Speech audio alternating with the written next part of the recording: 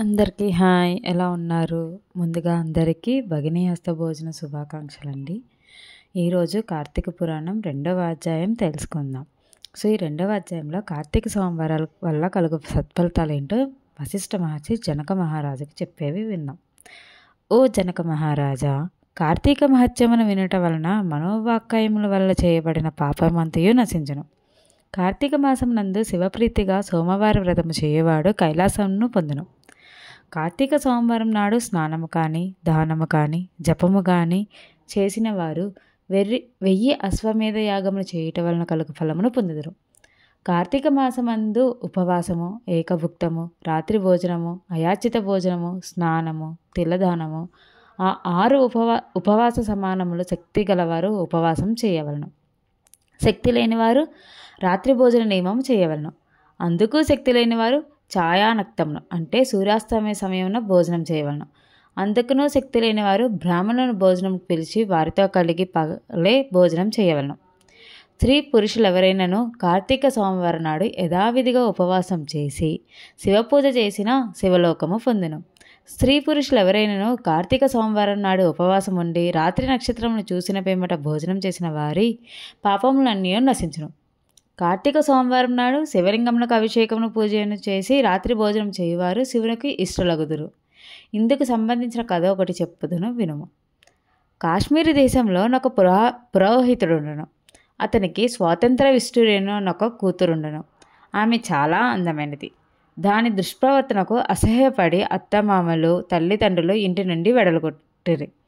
స్వాతంత్ర నిష్ఠుడి భర్త మిత్రశర్మ అతడు సౌరాష్ట్ర దేశస్థుడు.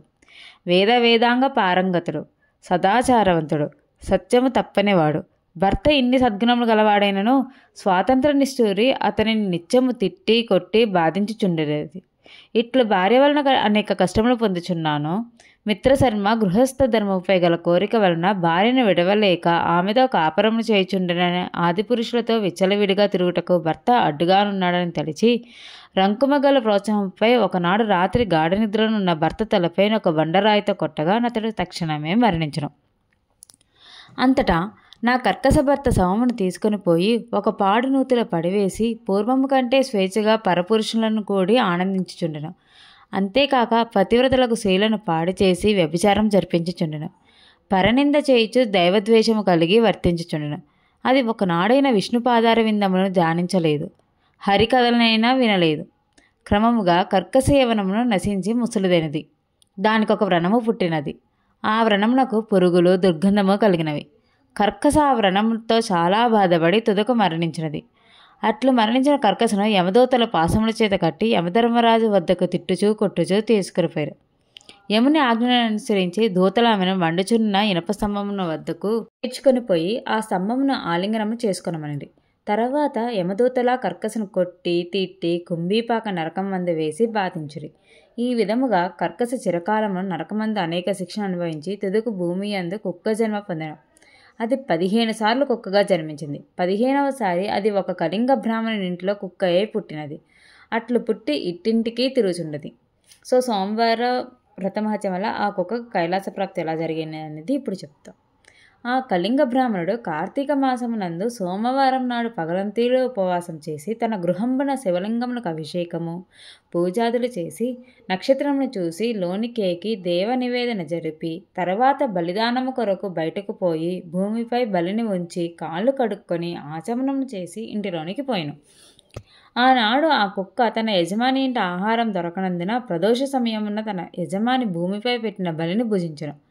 ఆ బలిని భక్షించగానే కుక్కను పూర్వజన్మ స్మృతి కలిగినది. అంత కుక్క భూసోత్తరమా రక్షింపము రక్షింపము అని పలికిన. బ్రాహ్మణుడు ఆ మాటలు విని ఆశ్చర్యపడి, ఓ కుక్క, నీవు మా ఇంటిలో ఏమి తప్పు చేసినావు? రక్షించమని కోరుచున్నావేమి అని అడిగాను. అప్పుడు ఆ కుక్క, బ్రాహ్మణోత్తమ వినుము, పూర్వజన్మలో నేనొక బ్రాహ్మణ స్త్రీని. అనేక పాపములు ఆచరించి తిని జారిని వర్ణ సంకరము చేసిన కులటను. అందువలన నరకం పొంది యమదూతలచే అనేక విధములుగా బాధింపబడుతిని. భూమిపై 15 సార్లు కుక్కగా పుట్టి తిని తుదకు ఇప్పుడు నాకు ఈ జాతి స్మరణ కలిగినది. ఇది ఎట్లు కలిగినదో తెలుపము అనను. బ్రాహ్మణుడు కుక్క మాటలు విని దివ్యదృష్టిని చూసి జరిగిన విషయం గ్రహించి, ఓ శ్వాసమా, నేడు కార్తీక సోమవారం.